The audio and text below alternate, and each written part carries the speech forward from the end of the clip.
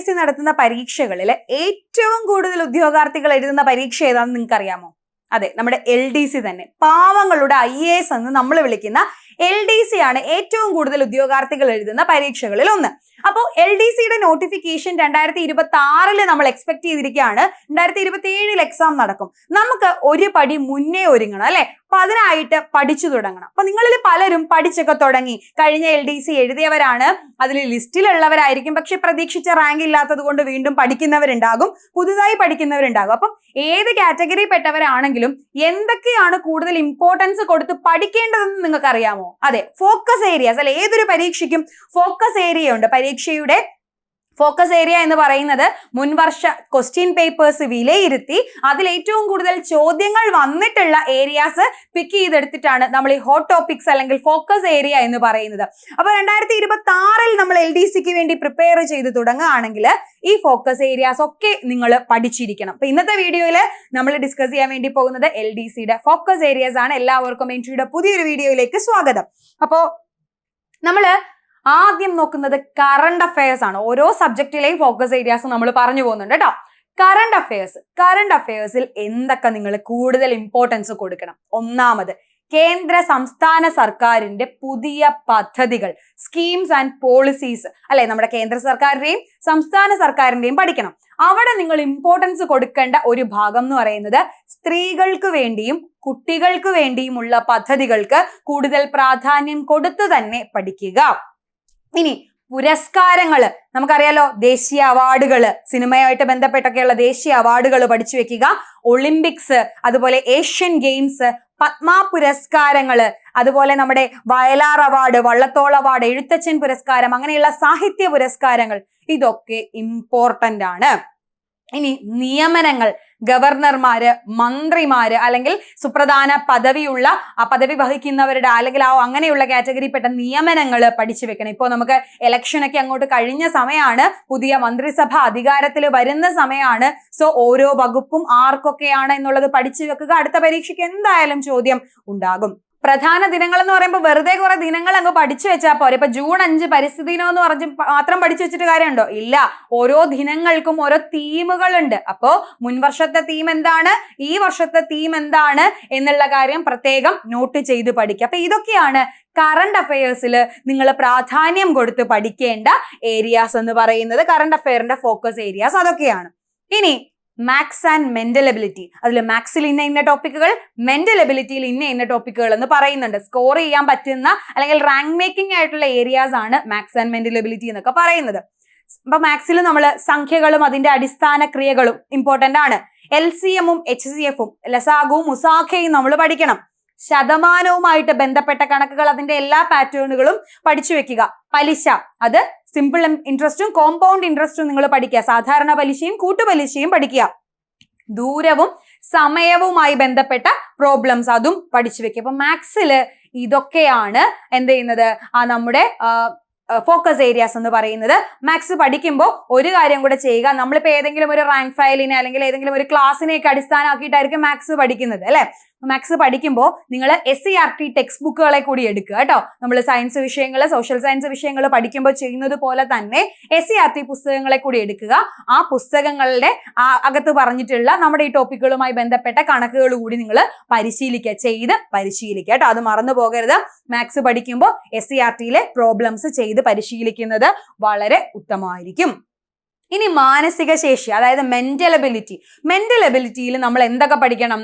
സംഖ്യാശ്രേണികൾ series പഠിക്കണം. പിന്നെ രക്തബന്ധം അല്ലെ, ഫാമിലി റിലേഷനുമായി ബന്ധപ്പെട്ട ചോദ്യങ്ങൾ LDC ലെവലിൽ ഉണ്ട് നമുക്ക്. അതുപോലെ ദിശാവബോധം, ഡയറക്ഷനുമായി ബന്ധപ്പെട്ട ചോദ്യങ്ങൾ, കലണ്ടറും ക്ലോക്കുമായി ബന്ധപ്പെട്ട ചോദ്യങ്ങൾ. ഈ കലണ്ടറുമായിട്ടൊക്കെ ബന്ധപ്പെട്ട ചോദ്യങ്ങൾ നമുക്ക് SCERT പാഠപുസ്തകങ്ങൾ ചിലപ്പോൾ സീരീസുമായിട്ട്, അരിത്തമെറ്റിക് സീരീസ് ഉണ്ടല്ലോ, അതുമായി ബന്ധപ്പെട്ടൊക്കെ നമുക്ക് കാണാനായിട്ട് സാധിക്കും. പിന്നെ ക്ലോക്ക്, അത് കോണളവ്, ക്ലോക്കിനകത്ത് ഏറ്റവും കൂടുതൽ ചോദിക്കുന്നത് കോണളവുമായി ബന്ധപ്പെട്ട കാര്യങ്ങൾ. അതുപോലെ പ്രതിബിംബം, ക്ലോക്കിൽ സമയത്തിന്റെ പ്രതിബിംബം ചോദിക്കാറുണ്ട്. കലണ്ടറുമായി ബന്ധപ്പെട്ട് നിങ്ങൾക്ക് അറിയാം, ഒരു വർഷം ഇന്ന ദിവസം ഇന്ന സമയമാണെങ്കിൽ അടുത്ത വർഷം ആ ദിവസം ഏതായിരിക്കും എന്നൊക്കെ ആയിരിക്കും ചോദിക്കുന്നുണ്ടാവുക.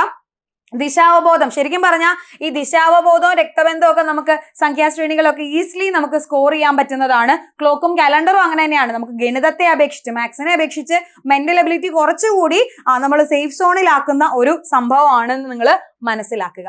ഇനി ഇംഗ്ലീഷ്. മാത്സ് കഴിഞ്ഞാൽ അടുത്ത റാങ്ക് മേക്കിംഗ് ഏരിയ ആണ് ഇംഗ്ലീഷ് എന്ന് പറയുന്നത് അല്ലെ.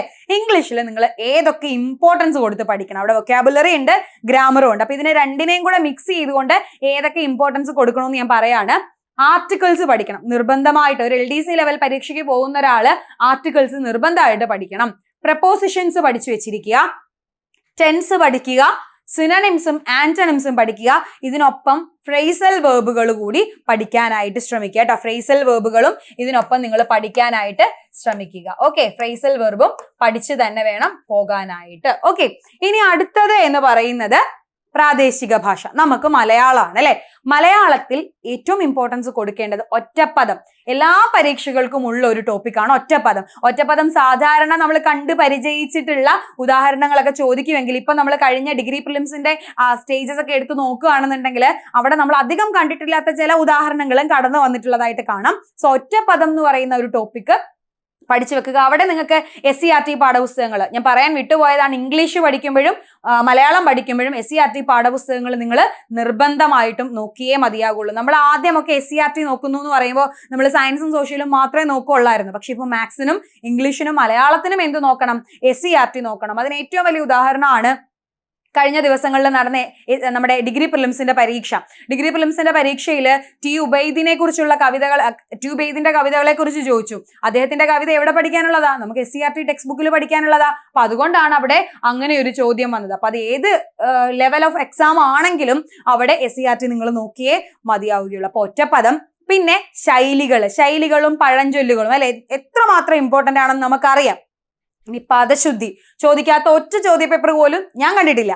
ഇനി വാക്യശുദ്ധി അല്ലെ, പദശുദ്ധി, വാക്യശുദ്ധി, പിന്നെ തർജ്ജമ, പരിഭാഷ അല്ലെ, ഈ ഒരു ഭാഗങ്ങളൊക്കെ കൂടുതലായിട്ട് നോക്കുക. പിന്നെ ഇപ്പോ കുറച്ചുകൂടി നോക്കാനാണെന്നുണ്ടെങ്കിൽ നമുക്ക് പിരിച്ചെഴുത്തും ചേർത്തെഴുത്തുമായി ബന്ധപ്പെട്ട ചോദ്യങ്ങളും വരാറുണ്ട്. പക്ഷെ അതൊന്നും നമ്മളെ അങ്ങനെ അങ്ങോട്ട് കുഴപ്പിക്കുന്ന ചോദ്യങ്ങളല്ല എന്ന് മനസ്സിലാക്കുക. ഇനി ഭരണഘടനയും സുപ്രധാന നിയമങ്ങളും.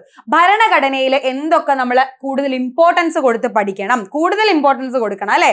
മൗലിക അവകാശങ്ങൾ, അഫ്കോഴ്സ് അത് പഠിച്ചേ മതിയാവുകയുള്ളൂ. മൗലിക കർത്തവ്യങ്ങളെ കുറിച്ച് പഠിക്കുക, നിർദ്ദേശക തത്വങ്ങളെ കുറിച്ച് പഠിക്കുക, പ്രധാനപ്പെട്ട ഭരണഘടനാ ഭേദഗതികളെ കുറിച്ച് പഠിക്കുക. അതായത് 42, 44, 73, 74, 86 ഇങ്ങനെ തുടങ്ങിയിട്ടുള്ള പ്രധാനപ്പെട്ട ഭരണഘടനാ ഭേദഗതികളെ കുറിച്ചും നിങ്ങൾ പഠിച്ച് വെച്ചിരിക്കണം. നിർബന്ധമായിട്ടും പഠിച്ചു വെച്ചിരിക്കണം. ഇനി സുപ്രധാന നിയമങ്ങളിൽ എന്തൊക്കെ പഠിക്കണം? സുപ്രധാന നിയമങ്ങളിൽ വിവരാവകാശ നിയമം, ഒറ്റ ചോദ്യപേപ്പറിൽ പോലും ഇതുമായി ബന്ധപ്പെട്ട ചോദ്യം ഇല്ലാതെയില്ല. വിവരാവകാശ നിയമത്തെ പറ്റി പഠിക്കുക. ഉപഭോക്തൃ സംരക്ഷണ നിയമം പഠിച്ചു വെക്കണം. അതുപോലെ പോക്സോ ആക്ട് നിർബന്ധമായും പഠിക്കണം. SCERT പാഠപുസ്തകത്തിൽ വരെ ഉൾപ്പെടുത്തിയിട്ടുള്ള സംഭവമാണ് ഈ പോക്സോ ആക്ട് എന്ന് പറയുന്നത്.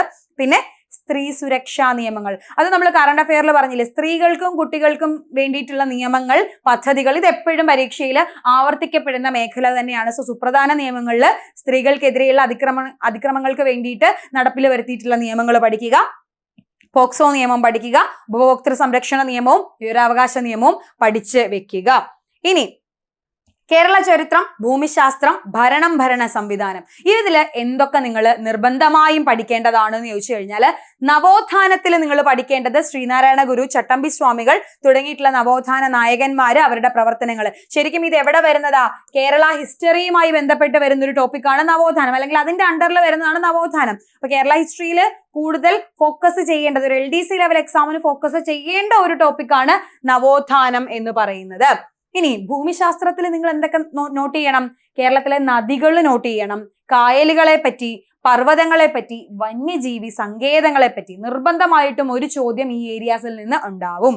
ഭരണ സംവിധാനത്തിൽ നിങ്ങൾ പഞ്ചായത്ത് രാജിനെ പറ്റി നിർബന്ധമായും പഠിച്ചു വെക്കുക. നമ്മുടെ തദ്ദേശ സ്വയംഭരണവുമായി ബന്ധപ്പെട്ട കാര്യങ്ങൾ, പഞ്ചായത്ത് രാജ് സിസ്റ്റത്തെ പറ്റി നിർബന്ധമായും പഠിച്ചു വെക്കുക. ഓക്കെ, അപ്പോ ഇനി നമ്മൾ സയൻസിലേക്ക് പോവുകയാണെങ്കിൽ അവിടെ ബയോളജിയും ഫിസിക്സും കെമിസ്ട്രിയും ഉണ്ട്. ആദ്യം നമ്മൾ ബയോളജിയിൽ എന്തിനൊക്കെ ഇമ്പോർട്ടൻസ് കൊടുക്കണം എന്ന് ചോദിച്ചു കഴിഞ്ഞാൽ, മനുഷ്യ ശരീരത്തിന് ഇമ്പോർട്ടൻസ് കൊടുക്കണം അല്ലെ, അതിനെക്കുറിച്ച് പഠിക്കണം. അവയവ വ്യവസ്ഥകളെ പറ്റി പഠിക്കണം, അങ്ങനെയുള്ള കാര്യങ്ങൾ നോക്കുക. പിന്നെ വൈറ്റമിനുകൾ അല്ലെ, ജീവകങ്ങൾ, അതിന്റെ അപര്യാപ്തത, രോഗങ്ങൾ, രണ്ടും പഠിച്ചു വെക്കണം. ഇനി പകർച്ചവ്യാധികൾ പകർച്ചവ്യാധികൾ പരത്തുന്ന രോഗാണുക്കൾ ഇതിനെപ്പറ്റി നിങ്ങൾ പഠിച്ചു വെക്കണം. അല്ലെങ്കിൽ അതിന്റെ രോഗാണുവാഹകരാരാണെന്നും നമ്മൾ പഠിച്ചു വെക്കുക. ഇനി ആരോഗ്യ പദ്ധതികൾ അല്ലെ, അതും ക്യാൻസറുമായി ബന്ധപ്പെട്ട പദ്ധതികൾ, പ്രമേഹവുമായി ബന്ധപ്പെട്ട പദ്ധതികൾ, വയോജനങ്ങൾക്ക് വേണ്ടിയുള്ള ആരോഗ്യ പദ്ധതികൾ, അമ്മയ്ക്കും കുട്ടിക്കും വേണ്ടിയുള്ള ആരോഗ്യ പദ്ധതികൾ, ഇതൊക്കെ നിങ്ങൾ ഇവിടെ എംഫസിസ് കൊടുത്ത് പഠിക്കേണ്ട സംഭവമാണ്. ബയോളജിയിൽ പബ്ലിക് ഹെൽത്തിൽ വരുന്ന ഏരിയ കൂടിയാണത്. ഇനി ഫിസിക്സ് ആൻഡ് കെമിസ്ട്രിയിൽ നമ്മൾ എന്ത് പഠിക്കണം? ഫിസിക്സ് ആൻഡ് കെമിസ്ട്രിയിൽ അതൊന്നിച്ചാണ് അല്ലെ. പ്രകാശം, ഒപ്റ്റിക്സ് പഠിക്കുക, ശബ്ദം പഠിക്കണം, അതുപോലെ ബലം, ഫോഴ്സുമായി ബന്ധപ്പെട്ട കാര്യങ്ങൾ, അവിടെ നിങ്ങൾ ചലന നിയമങ്ങൾ, ന്യൂട്ടന്റെ ചലന നിയമങ്ങൾ നിങ്ങൾ പഠിച്ചു വെക്കണം. ഇനി കെമിസ്ട്രിയിലാണെങ്കിൽ ആറ്റത്തിന്റെ ഘടന, വിവിധ സ്ട്രക്ചറുകൾ, അത് മുന്നോട്ട് കൊണ്ടുവന്ന വ്യക്തികൾ, ഓരോ ആറ്റം മോഡലിലും എന്തൊക്കെയാണ് പറഞ്ഞു വെച്ചിരിക്കുന്നത് പഠിച്ചു വെക്കുക. ഇപ്പം നമ്മള് പ്ലാനറ്ററി മോഡൽ ആരുടെയാന്ന് വെച്ച് കഴിഞ്ഞാൽ റൂദർഫോർഡിന്റെ ആന്ന് പറയാൻ പറ്റണം അല്ലെ. പ്ലം പുഡിംഗ് മോഡൽ ആരുടെയാന്ന് പഠിച്ച് തോംസന്റെ ആന്ന് പറയാൻ നമുക്ക് അറിയിരിക്കണം. പിന്നെ മൂലകങ്ങൾ, ഓരോ ഗ്രൂപ്പ് മൂലകങ്ങൾ, ഗ്രൂപ്പിന്റെ പേര്, അതിൽ ഉൾക്കൊള്ളുന്ന ആളുകൾ ആരൊക്കെയാണ് എന്ന് പഠിക്കണം. ഇവിടെ ഒരു കാര്യം കൂടി നിങ്ങൾ ഓർത്ത് വെക്കുക, അയിരുകളും ധാതുക്കളും കേട്ടോ. ഈ ഒരു ടോപ്പിക് കൂടി നിങ്ങൾ കെമിസ്ട്രിയിൽ ഓർത്ത് വെക്കേണ്ടതാണ്. അയിരുകളും ധാതുക്കളും എന്ന് പറയുന്ന ടോപ്പിക് കൂടി നിങ്ങൾ ഓർത്ത് വെക്കേണ്ടതാണ്. ഓക്കെ, അപ്പൊ ഇത്രയും കാര്യങ്ങളാണ് ഫിസിക്സ് ആൻഡ് കെമിസ്ട്രിയിൽ ഫോക്കസ് ചെയ്യേണ്ടത്. അപ്പോ ഇന്ന് ഇത്രയും നേരം ഞാൻ നിങ്ങളോട് പറഞ്ഞത് അടുത്ത LDC പരീക്ഷയ്ക്ക് പഠിക്കുന്ന ഒരാള് കൂടുതൽ ഫോക്കസ് ചെയ്യേണ്ട ഏരിയാസിനെ കുറിച്ചാണ്. അതായത് നമ്മുടെ സിലബസിൽ ധാരാളം ടോപ്പിക്കുകൾ ഉണ്ട്, പക്ഷെ ഏതിനൊക്കെ നിങ്ങൾ കൂടുതൽ എംഫസിസ് കൊടുക്കണം അല്ലെങ്കിൽ ഇമ്പോർട്ടൻസ് കൊടുക്കണം എന്നുള്ളതാണ്. അപ്പോൾ ഏതൊക്കെ ടോപ്പിക്കുകളാണെന്ന് ഏകദേശം ഒരു ധാരണ നിങ്ങൾക്ക് വരുത്തിയിട്ടുണ്ടാകും. അപ്പൊ ഈ വീഡിയോയിൽ നമ്മൾ പറഞ്ഞ ടോപ്പിക്കുകൾ, അതുമായി ബന്ധപ്പെട്ട പ്രധാനപ്പെട്ട നോട്ടുകൾ, ഇതൊക്കെ നിങ്ങൾക്ക് ആവശ്യമുണ്ടെങ്കിൽ നമ്മുടെ കമന്റ് ബോക്സ് ഒന്ന് ചെക്ക് ചെയ്തേക്ക്. കമന്റ് ബോക്സിൽ ഞാൻ ഒരു ലിങ്ക് കൊടുത്തിട്ടുണ്ടാവും. ആ ലിങ്കിൽ ക്ലിക്ക് ചെയ്ത് കഴിഞ്ഞാൽ നമ്മൾ ഇന്ന് പറഞ്ഞ ഈ സബ്ജക്റ്റ് അനുസരിച്ചിട്ടുള്ള ടോപ്പിക്കുകൾ, ആ ടോപ്പിക്കിലെ പ്രധാനപ്പെട്ട കാര്യങ്ങൾ അടങ്ങിയിട്ടുള്ള നോട്ടുകളൊക്കെ നിങ്ങൾക്ക് ഡീറ്റെയിൽ ചെയ്തിട്ടുണ്ടാകും. അപ്പോ നന്നായി തന്നെ പഠിക്കുക. ഞാൻ പറഞ്ഞല്ലോ, നോട്ടിഫിക്കേഷൻ വരുന്നതിന് മുമ്പേ നമ്മൾ പഠിച്ചു തുടങ്ങണം, അല്ലെന്നുണ്ടെങ്കിൽ നമുക്ക് ഇത് കിട്ടാൻ പോണില്ല. നോട്ടിഫിക്കേഷൻ വന്നു കഴിഞ്ഞിട്ട് പഠിക്കണോ വേണ്ടയോ, ആപ്ലിക്കൻസ് എത്ര ഉണ്ട്, ഇങ്ങനെ പല കാര്യങ്ങൾ ആലോചിച്ച് കൂട്ടി ഇരിക്കുന്നവരുണ്ടാകും. എനിക്കിത് കിട്ടിയേ മതിയാവുകയുള്ളൂ, എന്റെ ലക്ഷ്യം ഇതാണ് എന്ന് കരുതിയിരിക്കുന്നവരാണെങ്കിൽ ഇപ്പോഴേ പഠിക്കും. എന്തായാലും നമുക്ക് എക്സാം അടുത്ത വർഷം ഉണ്ടെന്ന് നമുക്കറിയാം അല്ലെ. ഒരു 1 year എങ്കിലും ഇതിനു വേണ്ടി, അല്ലെങ്കിൽ ഒരു 6 months എങ്കിലും ഇതിനു വേണ്ടി ഇൻവെസ്റ്റ് ചെയ്തില്ലെങ്കിൽ എങ്ങനെയാ നമ്മുടെ ആഗ്രഹത്തിന് അത്രത്തോളം വിലയെ നമ്മൾ കൊടുക്കുന്നുള്ളൂ എന്നാ കരുതുന്നത് അല്ലെ. അപ്പൊ ഈ ഫോക്കസ് ഏരിയാസ് ഒക്കെ വെച്ച് ഡീറ്റെയിൽ ആയിട്ട് പഠിച്ചു തുടങ്ങുക. അപ്പോൾ മറക്കണ്ട, നോട്ടും ഈ ഫോക്കസ് ഏരിയ ടോപ്പിക്കുകൾ ഏതൊക്കെയാണെന്നുള്ളത് കമന്റ് ബോക്സിലെ ലിങ്കിലുണ്ട്. ഉറപ്പായിട്ടും അത് ക്ലിക്ക് ചെയ്ത് ഡൗൺലോഡ് ചെയ്ത് പഠിക്കുക. അടുത്ത വീഡിയോയിൽ നമുക്ക് വീണ്ടും കാണാം. സംശയങ്ങൾ ഉണ്ടെങ്കിൽ കമന്റ് ബോക്സിൽ ചോദിക്കുക.